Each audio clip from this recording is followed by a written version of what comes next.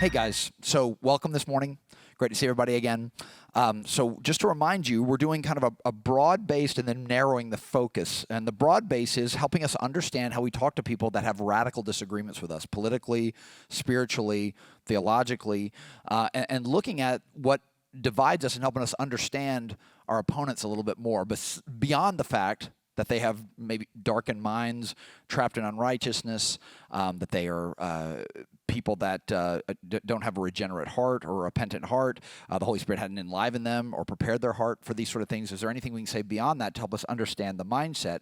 And we're using primarily three former solidly entrenched people that are very good analysts and intellectuals that have come over. So there's hope. You can have somebody switch sides based on some situation where they analyze something and there's an illumination of sorts. One being Alan Bloom at the University of Chicago and his great book, The Closing of the American Mind, and what he was warning about in that book. Also from the University of Chicago, the great Thomas Sowell, never authored a bad book, the great economist that's taught most, if not all, the Ivy Leagues in our country and beyond, done incredible research around the world. And Evan Sayet, Kindergarten of Evil and Woke Supremacy. This is a former massively entrenched Jewish New York liberal that switched sides and said this has just gotten insane. So the authors I'm using aren't me, but they are three living, walking examples of people that aren't naive and aren't stupid and aren't led around by their emotions. They tend to be great analyzers of culture and of their own lives, good with evidence, that have radically shifted positions even after going through what would be called, from some positions, indoctrination or education and slanted in another direction. So one of the things I wanted to talk about, and then we'll narrow down to the lightning rod controversial point for the difference between what I would call a compromised church and a traditional church, or a progressive emergent church versus an Orthodox church, not Greek Orthodox, but Orthodox in the sense of standing in the long 2,000-year tradition of Christianity, and that would be the sexuality issue, what God tells us to do with our bodies. And this is going to be a really practical section today. So we're going to move first through this broad case of understanding a secular modern progressive and what they think about us. And I wanted to bring you a gentleman from a French intellectual that's probably had more to do with what we struggle with in dealing with people that disagree with us deeply than even most liberals know, or the progressive, quote, Christians know, and that would be JeanJacques Rousseau. JeanJacques Rousseau.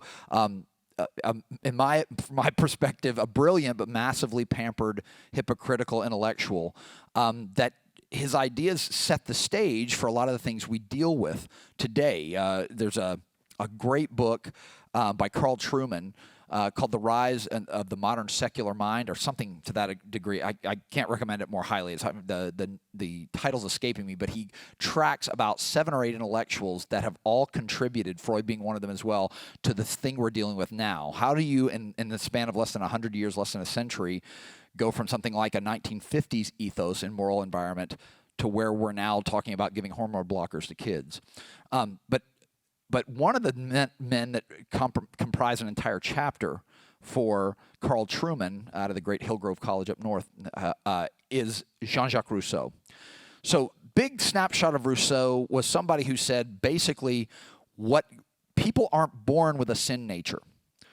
So in some ways, like what Augustine dealt with Pelagius in a different context back in the 3rd and 4th centuries, or sorry, the 4th and 5th centuries A.D., you have this similar situation where Rousseau said, no, people are born in a state of innocence, and then society corrupts them. First, society of the family corrupts them, then the external society of extended family corrupts them, then friends, then the culture, the city, and those sort of things, and culminating in a culture like the church that has had a lot of political power in Rousseau's time that corrupts people. So people are really most pure when they're younger.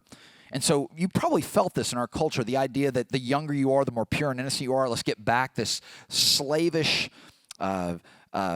obsession with youth, looking youthful, acting youthful. And again, it's not. I'm not arguing to be a crotchety curmudgeon, but it is this. This is a Rousseauian idea. By the way, if you ever talk to people that know the battle of ideas between intellectuals, they would say somebody like JeanJacques Rousseau versus Augustine. St. Augustine said, no, we're corrupted. We had a good human nature in the sense of we had a soul in us that's an image of God, but it's been fatally marred. It's not gone. That's why we can have general revelation and God can still get through to us, but it's been marred significantly that you can't fix yourself. You are pathologically self-centered. You have what Martin Luther called an incurvatio se. You have a curvature in on yourself to step on other people to get what you want. So even in your best moments, you're going to default to a mode of pathological narcissistic self-centeredness. We call this the fallen nature, the sin nature. It's a spiritual thing primarily, the Bible affirms. Well, he is the exact opposite, and that Christian position, that biblical position, is the exact opposite of Jean-Jacques Rousseau. So for Rousseau, how a child acts is most definitive of what's most pure and what's most authentic of our character. So your most visceral emotional output is the most real and authentic you. Are you starting to see this? We talked about this idol of the age, expressive individualism. We talked about Robert Bellah, habits of the heart. So for Rousseau, he's the one who coined began the phrase "the noble savage." So when you find someone who hasn't had a lot of society, especially industrialized society, around them to corrupt them, like somebody who hasn't had the gospel given to them out in maybe a remote part of the Aborigines in the middle of Australia or South Central Africa that haven't been touched by what we call modern civilization, they are a noble savage, noble, because they haven't been corrupted by society. Augustine would go the other way and say, no, we're inherently fallen, and we work against that inherent marring or defacing of our imago Dei. That's something we're born with. No. Rousseau says you're born innocent and pure. Consequently, that means your most pure self is the one that's most youthful, most young, and most childlike. Now, the problem with children is they're massively naive as well, malleable. They can be changed as well. But that's why the most authentic you and expressive individualism, express your individualism, is the Rousseauian purest you, right? So I've often told my students this. If your most honed mental ability at this point, put in by the idol of our culture and encouraged by all the media shapers today, is your ability to detect and react to offense, then you have the mind of a 5-year-old. Rousseau would say, great work, good job. That's wonderful. A Christian wouldn't say that's so wonderful. But what that means is offense and insult is magnified under a Rousseauian sort of mindset. And youthfulness is something to be pursued relentlessly, because that's when you were the most pure, the most sinless, the most innocent. I mean, don't we talk about a state of innocence? So that's getting back to that is the most important. So how a child reacts. Now, again, this is highly controversial. There are Christians that think when a baby screams in rage at you, that's an example of your fallen nature expressing itself. Now, some would mollify that or soften it a bit by saying, well, come on, but they're trying to survive. They're crying for food or water or attention or movement or to be changed or because they're sick. Sure, you run through those 5, but after 4 kids, they also will scream and get extremely enraged, generally speaking, if they don't get things beyond that. So it's true they have a limited communicative capability, a child. They can only scream. They can't form words, many yet, as infants, things like that. But it's also true that it could be a classic example of unfettered rage at not getting what you want immediately. So Rousseau said the thoughtless outburst, something like this, or reaction is the real, authentic person or the real hero. So the reason this is important is we are in a national discussion debate, but we don't call it this, over ontology. Who you are at your core, what it means to be a human being. Our opponents say human beings are intrinsically good, and they understand things like that. They think that to say someone's inherently bad is, well, what do you mean by bad? And that's not true. I mean, look at children. Our holy book and our God tells us, no, you used to be good, and now you're no longer good.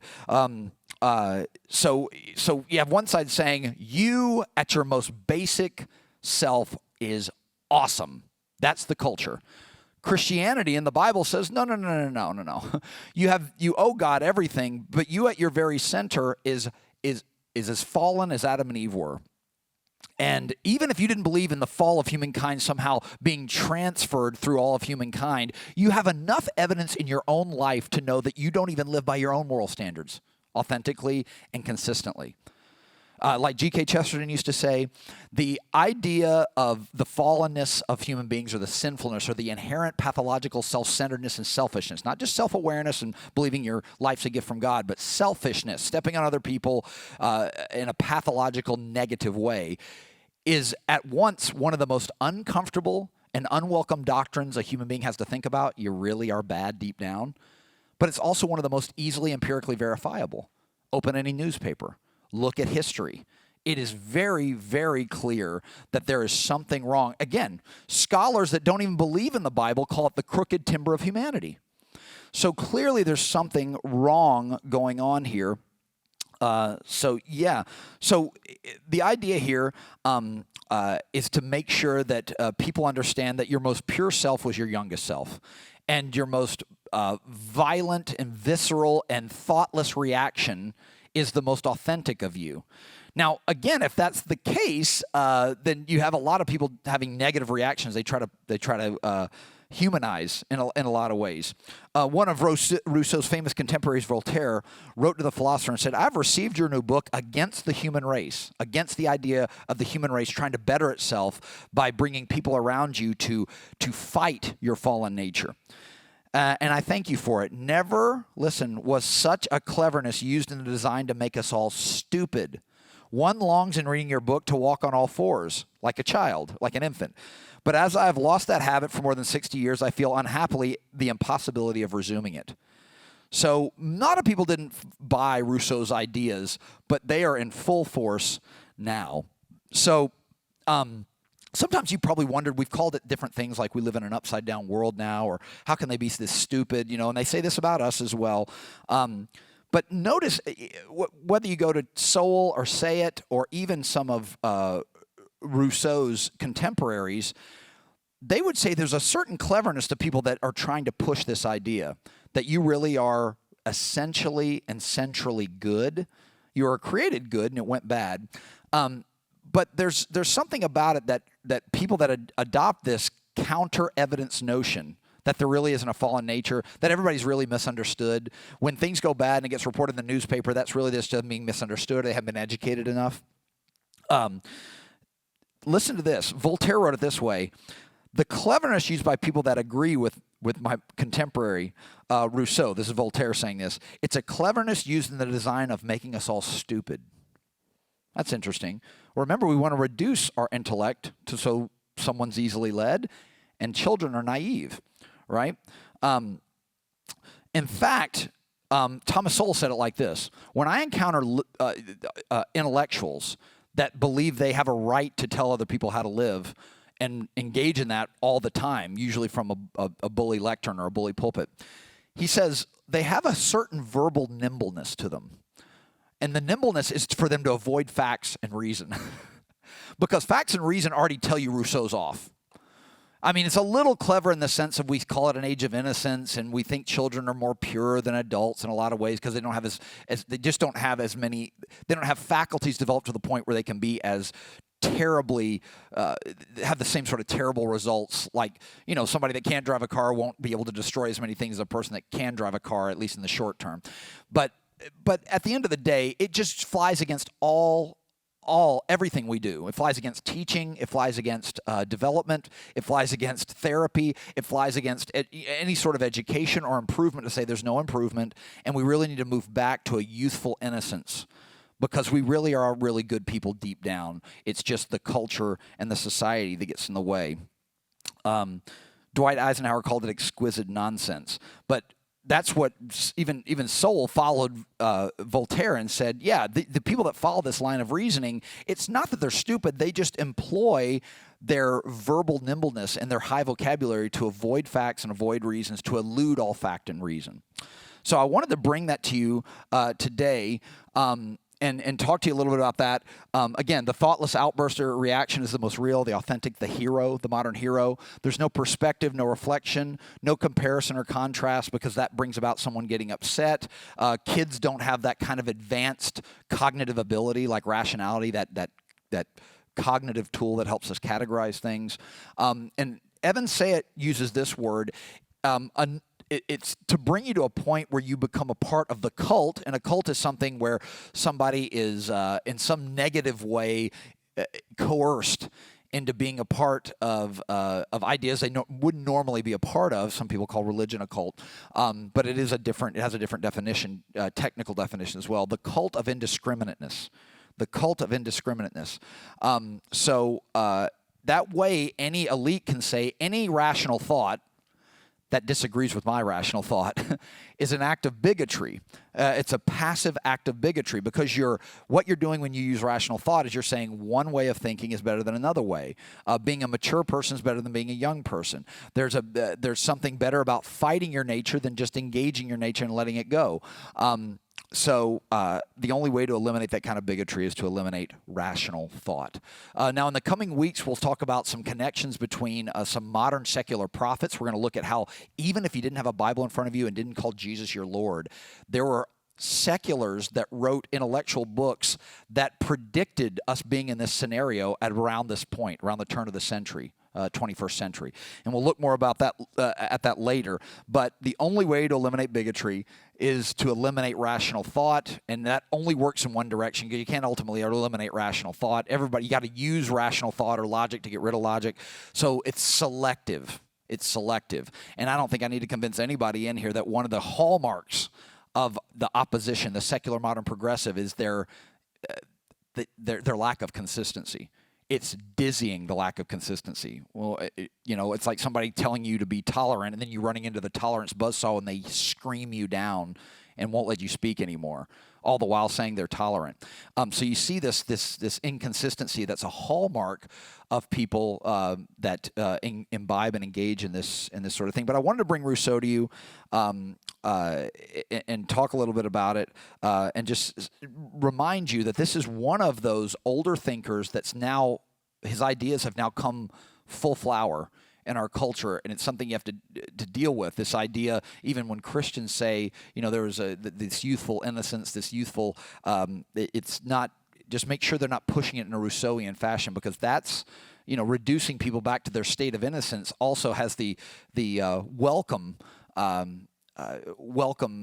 effect of making them all as naive and as open to being commanded as some modern secular progressives want.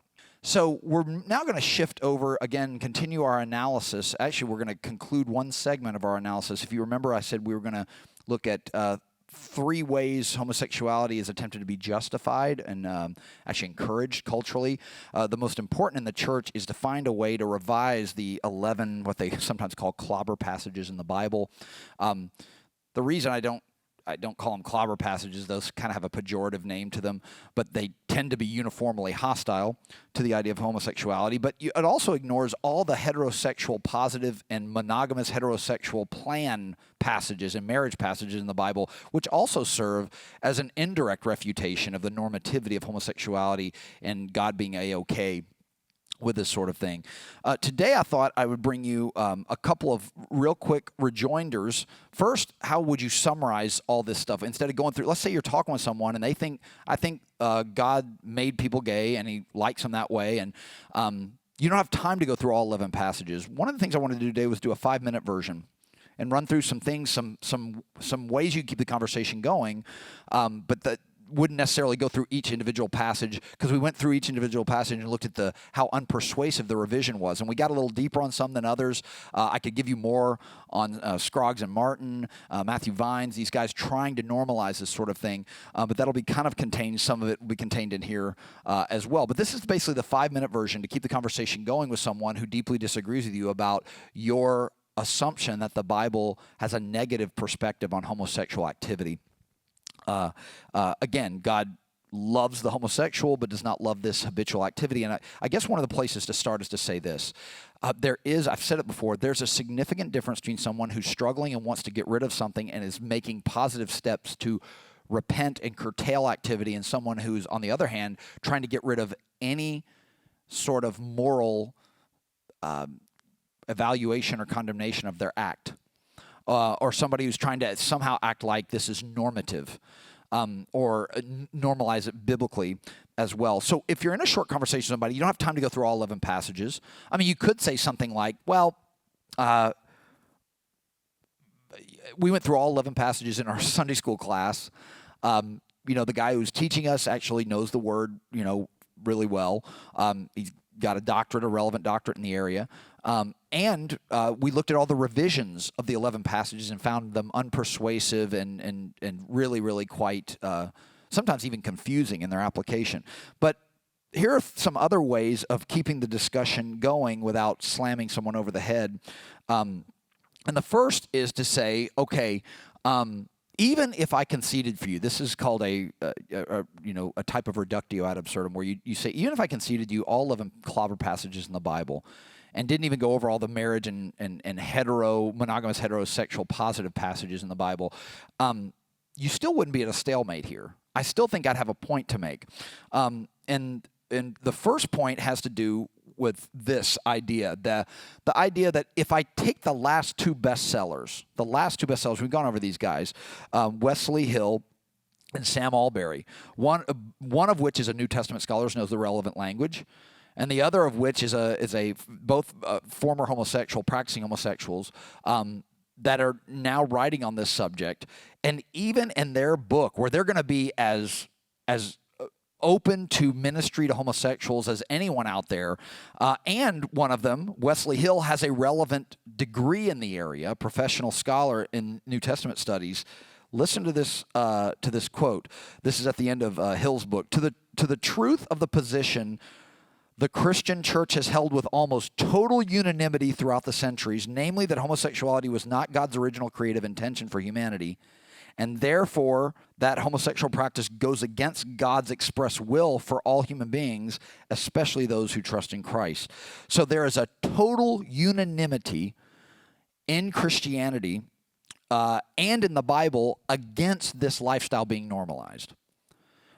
This is from, again, two people that are bestsellers, one of which has relevant credentials in the area, the other at least has lifestyle credentials in the area, that are saying there's no question. Hill says it this way as well. Every place the Bible directly addresses sexual relations between people of the same gender, it is always unambiguously forbidden or negative. You could also check out the book Unchanging Witness as well. It's a newer book, probably one of the more creative ones, that literally catalogs the approach to non-monogamous, non-heterosexual contact through the nearly 20 centuries leading up to our modern era, and how even the Christian church interpretation and practice has not concluded with the modern revisionist. So, I mean, one of the things you get at the end of this is to say something like this. So are these former homosexuals, some of which know the language and know the book, are they wrong? Is the entire witness of the Christian church for 2,000 years wrong? Does it really make sense that brand new revisions somehow bring light to something that they missed for this long? It's possible, it just doesn't seem plausible. In fact, Allberry and Hill say there are three basic purposes of sex in the Bible, and these authors say all three of these are incompatible with a homosexual lifestyle. First, sexuality and marriage is a commitment deepener. It's to remake, renew, and re-energize your covenant with someone. This is something that some secular therapists don't understand, but sexuality and marriage is made to renew your commitment, remake, renew, and re-energize your covenant commitment. Two, it's to blend and complement each different or distinct gender. It's for people to come together in a complementary way. And then last, it's the participation in life creation, children. All of these seem to be barred in some way from homosexual or non-heterosexual monogamous unions. Another thing to remember is that this way of interpreting the Bible or Christianity goes against the instruction plans of our Creator. In Deuteronomy 6, we see the God saying you must obey the commands and decrees. Now we know there's some nuance to that as well, because we're under a different covenant and in a different time period. It doesn't mean the Bible's relativistic. It just means we're supposed to take these as even the New Testament people under Jesus' covenant took these Old Testament commands, and look at the ones that look like they're universal moral prohibitions versus localized, even sometimes abrogated or fulfilled practices. But the normativity of monogamous, heterosexual, lifelong marriage is the paradigm of the Bible. It's the paradigm of the Bible. It also, the first command before you even get the Mosaic Law or the Abrahamic covenant, the one he gives to Adam and Eve is be fruitful and multiply. Now, if you say, well, hold on, Mulvihill, that means couples that are barren are somehow operating outside of God's will. No. The couples that are barren are saying something's wrong with me biologically. They normally have a desire to procreate and to come together to create another self that's not necessarily them, but is like them, that's connected to them. They can come out of their union, their possibly selfish union. Marriage makes you come out of yourself for the sake of the other, but you can become a selfish unit together. Procreation is supposed to help you and your spouse not just become one selfish unit now, but come out of yourselves for the sake of another there too. Well, God says, be fruitful, have sex, have babies was one of the first commands he gave to Adam and Eve. The second is right back to what we were talking about with Albury and Hill. Some of the best and brightest New Testament scholars in the world across time, across history, have said this is unambiguous. It is clear that the Bible is not for the alphabetized alternatives to heterosexual monogamy. Listen to New Testament scholar R.T. France, right? He says the scriptures are uniformly hostile to homosexual behavior. Again, and this was interesting because France says this is far more common in ancient cultures than ours. I know there's a current Barna that has this 39 percentile. I don't know if that's the truth. When I was, for Gen Xers, when we were coming up and they were doing the research, we're talking anywhere between 2 and 4% of a worldwide populace, no more than higher than 3% in our country that's ever been measured, or in any first world setting. And it's lower in non-first world settings. A current Barna said something about, with any of the alphabetized group being 39% identify of Gen Zs, I'm going, I don't know if there's any way you jump that many percentage points. There has to be something in the question there. But anyway, he said this is common. Back in the ancient world, like Paul's time, when he would have written Romans, it was anywhere between a 12 and 13% representation of homosexuality, even in exploitative scenarios, slave and master, or a prostitution scenario. We talked about some of those alternatives to trying to reinterpret Paul and how unpersuasive they were. But that's a lot higher than ours. So the fact that scriptures are hostile to homosexuality, even in the New Testament, it says something, right? Richard B. Hayes of Duke University, the Jewish and Christian cultures were simply an alien concept to their ethos. Jewish and Christian cultures, it was an alien concept to operate outside of heterosexual monogamy. It happened, but it was never considered to be a moral good or morally neutral. So again, there are other biblical mandates for other alternatives, like we've talked about bestiality and pederasty and incest, that at least at this point people don't seem to have a problem with, that might be coming. But that being said, we're still okay with those Bible mandates because the culture hasn't decided to try to make these good all of a sudden. So yeah, we don't really want to do that. So we don't want to ignore those things. We also don't want to ignore the massive scholarship across time and history that's against the interpretation of the Bible as A-OK in God. Hence, God is A-OK with homosexuality. Okay only in the sense that he loves them. And then last, we don't want to ignore, and this is going to be a little bit interesting. One of the raging debates in Protestant churches and even some Roman Catholic churches is the Complementarian versus egalitarian debate. Yeah, I know. This is the idea that for millennia, the primary interpretation of the Bible was that males and females are complements of each other. Whatever a male is strong in, a female might be weak in, and whatever a female's weak in, a male might be strong in, and vice versa. So just like we biologically complement each other, we complement each other mentally and through our proclivities, our natural proclivities, when no one's holding a stick over us, what we naturally want to do. Now, we live in a culture that says, no, that's all indoctrinated into you or socialized into you. Those natural gender differences are artificial because gender's not a real thing. It's a construct, is how they say it. That's how they try to deconstruct it. So, again, this flies in the face of massive evidence around the world, even when somebody doesn't have that sort of socialized thing. You've seen it in your own life. The fact that most boys pick up a stick to make it a gun versus a doll generally is not just something being socialized into them. Now they say, well, they're just seeing it early on. The fact that even homosexual couples end up taking male-female type roles, again, you can claim that's either in part of the warp and woof of human life, or you can say it's just artificial and can be adjusted. And just like we have advanced surgeries to adjust the reality of our bodies, that we can do the same thing and try to play around with gender differences as well. But the Bible tends to send a message that a complementarian approach to both biological sexual contact as well as human beings is the way to go. Now, again, you have somebody as big as Beth Moore, or you formerly as large Beth Moore, again, running out of gas in her public speaking and then blaming the males that platformed her. Now it's a boys' club. The Baptist group and the Baptist male leaders that platformed her, now she's running out of steam, and it's their fault because they're really secret misogynists because they're complementarians. They're secret chauvinists. She's an egalitarian. And egalitarian goes the other way, adopts the cultural view and attempts to put it back and apply it back to the Bible and say, well, the Bible, there's neither Jew nor Greek, right, or Jew nor Gentile, Greek, barbarian, Scythian, male nor female. The Bible's egalitarian. It's just a blank slate, right? A female and males are interchangeable in their roles and even in their biology. I know some pretty strong females. So I'm not saying a complementarian is not saying that there aren't things a female can work on that are more male, that tend to be more male attractive, and she can get better at that. But what a complementarian would say is they'd have to work on that more than a male naturally would. Like even with males in protection versus nurture. Even an evolutionist would say a hunter-gatherer is different than a person that's a nurturer or a homemaker. So again, it's not just an artificial construct; it tends to match our biology as well. So complementarian versus egalitarian. The complementarian perspective has been one shared by church interpreters and church leaders for a long, long time, but it's being challenged in this modern age. That equality means that you need to act like a male and a female have absolutely no proclivities towards things.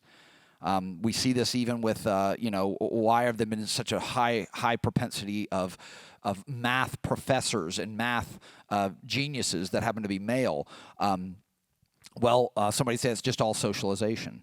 We should have taken the doll from the little girl and given her a calculator. Now, I've known some females that are really, really naturally adept at mathematics, but it's not the norm, generally speaking, and they still have some of those other traditional features of female features. Now, again, you see this all across the board. The idea of the war on motherhood, the idea that what C.S. Lewis said is the most important job in the world, the most important job besides someone becoming coming to Christ, is making a home, a haven, a place to nurture small contributors, Christians, is unbelievable. Our culture's now turned that into something disgusting and gross. You're chained to a washing machine or making a sandwich at a table. So you don't, in order to try to normalize these distinctions and flatten them out, we've done some pretty significant damage culturally. So yeah, we don't want to ignore the complementarity of these sort of things. Now, so the place we're going to conclude today is something that's a very, very, very common. Again, it's one of those weak arguments, but it becomes a strong argument in a biblically illiterate culture. And it's this. Sometimes you see I've unfortunately been privy live to see live gay rights marches, both when I used to do tours in Washington, D.C., as well as New York City and in San Francisco. Usually at the front you have two normal-looking, we'll talk about that later with the whole LGBTQ plus stuff, but normal-looking lesbians holding hands and someone behind them holding a sign that says, "What Jesus said about homosexuality," and there's a big blank nothing. Big blank nothing. Now, this is a remarkably poor argument. Another way it goes is when I was presenting some of these arguments at Chi Alpha in a very, very, very short, truncated session that was trying to shove 4 weeks, class study weeks, into 1 hour. You can almost count on it like clockwork. The minute we moved to the New Testament scriptures on homosexuality, somebody said, "I noticed you moved right to Romans 1. None in the Gospels, none of Jesus' biographies." So this idea is to say, well, if it's this important to you, it wasn't that important to Jesus. So therefore, that. So what Jesus said about homosexuality, nothing, blank. So therefore, you should say nothing about homosexuality. And there are 4 really, really powerful reasons why this is a bad argument. But let me just start with this little story. I had a friend of mine years ago we went to school, went to college together, and there was a guy who was closeted as a homosexual at our college, and then when he left and graduated, he outed himself, and he was friends with this buddy of mine who was actually he sold double wides, which were remarkably lucrative business in Tennessee. Not to rip Tennessee, I was born in Tennessee, but anyway, so my buddy would sell these. Well, he got I was visiting him once at his double wide, the kind of central double wide he used as a model home to show people before they bought theirs. And he got an invitation from this former friend of ours who had moved down to Chattanooga, moved in with his gay lover, who was an interior decorator. And the card said what Jesus said about homosexuality. On the inside, it said nothing. And then on the back, it said, please RSVP with I don't know, I'll just make it up, Stephen and Ian, in there. So, I asked my buddy Brian, I said, are you going to go to this? He goes, no. I go, do you mind if I write something on the RSVP? And he's like, no. Well, then we went to lunch a little later, and he goes, what would you have put on there? And I said, what Jesus said about axe murdering. Nothing. So I wanted you to know that this is not a good argument for a variety of reasons. Reason number one, we'll start with reason number one.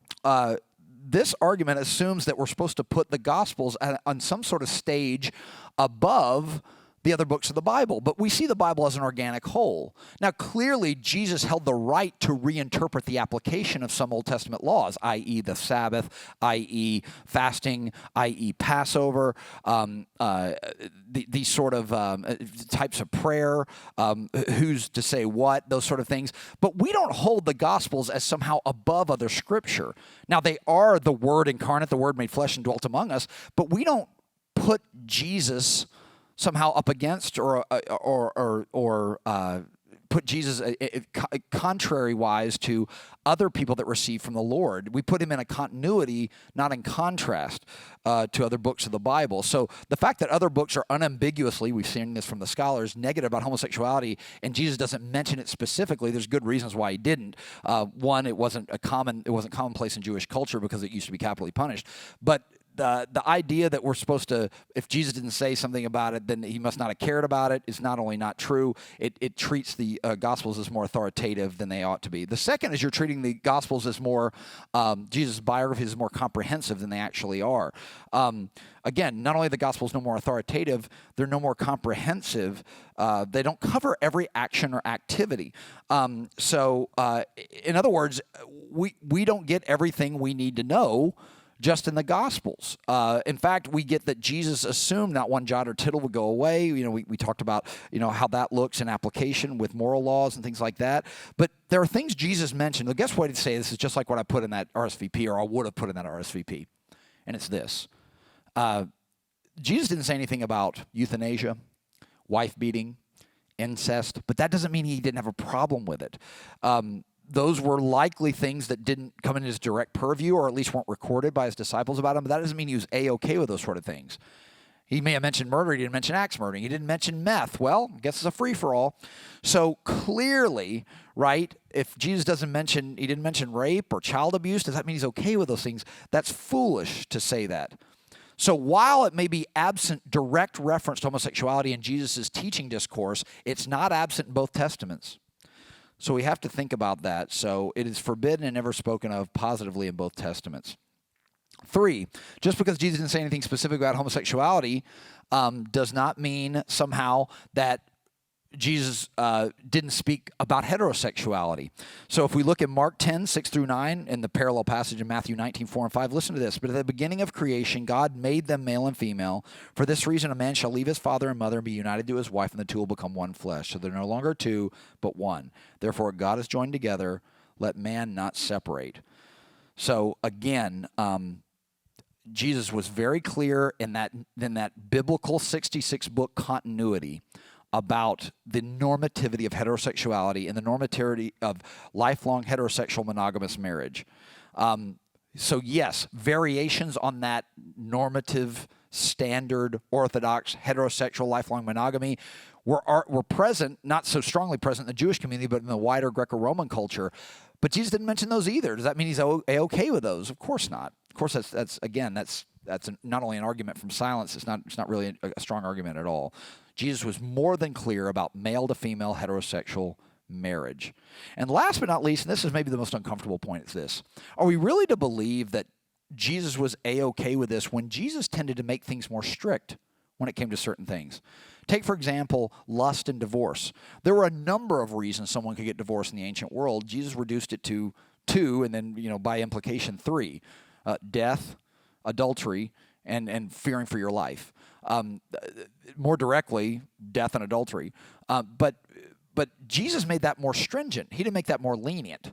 When it came to the issue of lust, it wasn't enough just to avoid engaging in your lust and adultery or fornication. You needed to police your mind, right? He even used I would call a type of hyperbole to say that they were, you've already sinned if you've done it in your mind. In other words, you're already engaging in that sort of thing. So you're to police your mind on this thing because it's such a powerful gift God's given you and has such powerful results if you abuse this gift and take it out of its parameters. So Jesus was really, really clear. He tended to strengthen or make more strict moral rules in some sexual categories, divorce, marriage, as well as lust. It's foolish to believe that if he had mentioned homosexuality or it had been brought up to him that he'd have made that, he's fine with that. God's okay. Love is love. Equal sign, right? Ridiculous. So with that, we'll stop this week. Again, just remember, if you're talking to somebody, the way you keep the conversation going is you can mention the welterweight of scholars and saying this sort of thing. You can mention what we've done in the class, that you're not just speaking out of ignorance or just trusting somebody else, that you've actually looked at the passages and we've looked at the best revision attempts in the passages and not found them persuasive. You can mention the fact that the Bible is overwhelmingly positive toward heterosexual marriage. Marriage was God's idea, that there are a ton of passages there. You could also mention the fact that it makes it impossible to fulfill what the Bible says sex was made for in marriage, which is procreation, be fruitful, multiply, have sex, have babies, the first command before you even get to the Abrahamic or Noahic or Mosaic covenant. And last but not least, that it ignores the biological and the descriptive complementarity of the differences between the sexes that's affirmed by the Bible as well. So it's not a stalemate, even if you can't go through all 11 revision passages or go through all the welterweight of massive passages that endorse heterosexual lifelong monogamy.